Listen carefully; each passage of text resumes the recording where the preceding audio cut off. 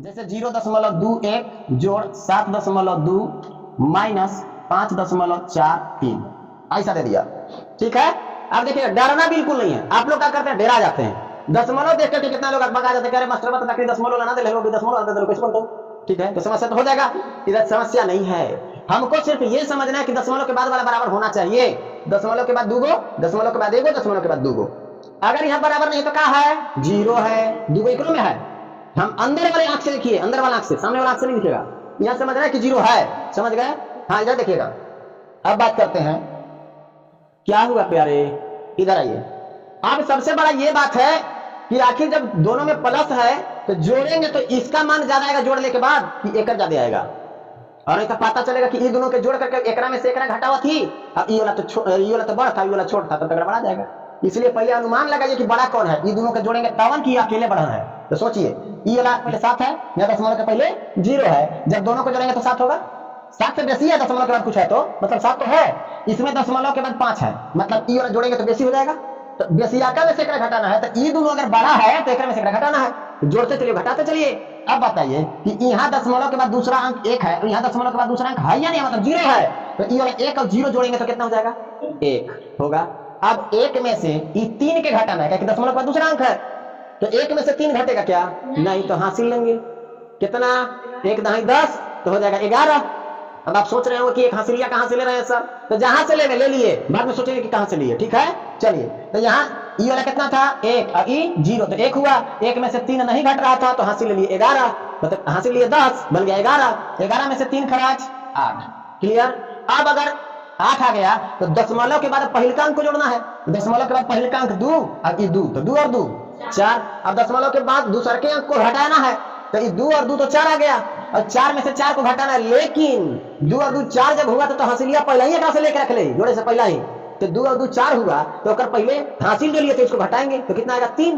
अब 3 में से 4 घटाएंगे तो घटेगा नहीं, फिर हासिल लीजिए तब तो हो जाएगा 13, होगा कि नहीं। अरे 10 हासिल लिए, 3 पहले से था तो 13 हुआ ना। अब 13 में से 4 घटाएंगे तो कितना हो जाएगा, 9। इसके बाद तो दशमलव का पारी आ गया, दशमलव लगा लीजिए।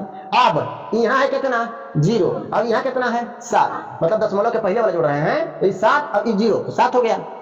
अब 7 में एक हासिल पहले ले लिए थे, तो कितना बचल, 6, और 6 में से 5 के हटा दीजिएगा तो कितना बचेगा, 1, और यही आपका आंसर हो गया। अब कहिए कि सर प्लस होगा कि माइनस, ही बताइए नहीं किए। तो ये दोनों के जब जोड़े थे तो जोड़ल के ना प्लस से होना बढ़ाया था, तो प्लस रहेगा। अगर ये बड़ा होता तो माइनस लगाते। कोई दुख है किसी को, घटाओ जोड़ एक में आ जाएगा तो समझ में आ गया। अब आपके दिमाग में एक चीज और चल रहा होगा कि सर जोड़ो घटाओ तो बताए, गुणवा आएगा तो क्या करेंगे। जैसे कभी ऐसा आ जाए 4 2 6 जोड़ 2 1 5, और गुना में दे दिया है 12। एक लाइन में कैसे बनेगा सर। हम तो ऐसे करते थे, ये दोनों के जोड़ करके लिखते थे, गुना करते थे, 12 से गुना कर देते थे, करते थे कि नहीं। लेकिन आज के बाद ऐसा नहीं करना है। तो कैसा करना है, आइए इधर, मने मने जोड़ा चलेंगे, गुना करते चलेंगे, मने मने जोड़ा चलेंगे, गुना करते चलेंगे। ध्यान से सुनिएगा, 6 और 5 पहले कोष्ठ का काम होता है, इसीलिए कोष्ठ का काम पहले करेंगे। 6 और 5 11, 11 नहीं रखना है, 11 का 1, और हासिलिया अगले का में जोड़बे जखनी जोड़ेंगे तखनी। ठीक है, तो 11 के 1, क्लियर है यहाँ तक। तो 11 का 1 हुआ, तो 1 में 12 से गुना करेंगे तो 12 1 का 12 के 2, हासिल कितना, 1। समझ में आया। उसका वाला भी हासिलिया, उसका वाला भी हासिलिया, ध्यान दीजिएगा। अब ये वाला 1 और ये वाला 2, तो 1 और 2 3, अब 1 हासिलिया था तो 4, 4 में 12 से गुना कीजिए तो 12 4 48, अब 1 हासिलिया 49 के 9, हासिल कितना, 4। ठीक, अब इसको जोड़िए, ये 2 और ये 4 कितना हो गया, 6, और 6 में फिर 12 से गुना, हासिल नहीं था। अरे ये दोनों के जोड़े से तो हासिल नहीं था अंदर वाला का, नहीं। तो यहाँ 2 और यहाँ 4 कितना हुआ, 6, और 6 में 12 से गुना कीजिए तो 12 4 72, हासिलिया 4 था तो 72 और 4 76, और 76 के 76 अंतिम में लिख दिया जाएगा, क्या कि आगे कुछ जोड़ के गुना करने वाला नहीं है। यह आपका आंसर हो गया। बहुत सारे लोग को ऐसा लग रहा है कि हाँ मास्टर का गलती में तुले होता, प्रयोग करके देख। तो आइए दिखाते हैं, ये दोनों के पहले जोड़िए। तो 6 और 5 11 के 1, हासिल कितना, 1। ये वाला बना रहे हैं ना, 6 5 11 के 1, हासिल 1, 1 और 2 3 और 1 4, और 2 और 4 6, और गुना करेंगे कितना से, 12 से। 12 के पढ़ा तो आज भी करता होगा सबके, तो 12 से 12 1 कम, 12 के 2, हासिल कितना, 1 बर 4 48, 49 के 9, हासिल कितना, 12 6 72 और 4 76। आया क्या, कोई दिक्कत है। तो आज के बाद प्रयास ये करना, अगर जिस दिन इस तरह का कॉन्सेप्ट आपके दिमाग में घुसाने लगिएगा, उस दिन कंपटीशन क्या चटनी बनाकर कर दीजिएगा कंपटीशन को। सिर्फ देखेंगे आंसर मारेंगे, देखेंगे आंसर मारेंगे, हाँ देखेंगे आंसर मारेंगे, सब हम लिख रहे हैं। अरे लिख तो रहे हैं, लेकिन हम आपको समझाने के लिए नहीं लिख रहे हैं। यहाँ जैसे ही हमारा 2 आया था तो चारों ऑप्शन में देखेंगे कि इकाई अंक के जगह पर 2 कौन कौन में है।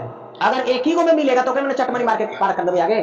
अगर 3 गो ऐसा ऑप्शन दिया हुआ रहेगा, मान लीजिए कोई भी 4 गो ऑप्शन दिया है, ठीक है, तो 4 गो ऑप्शन में एक ही गो में 2 है और बाकी में 3 है, 4 है और 5 है, तो 4, 5 और 3 वाला कभी हो सकता है आंसर नहीं। जब हम हल कर रहे हैं तो इकाई अंक में 2 है तो 2 ये वाला आंसर होगा, और 2 एक ही गो में है तो ओकरे मार देना है, आपके देखने का जरूरी बात।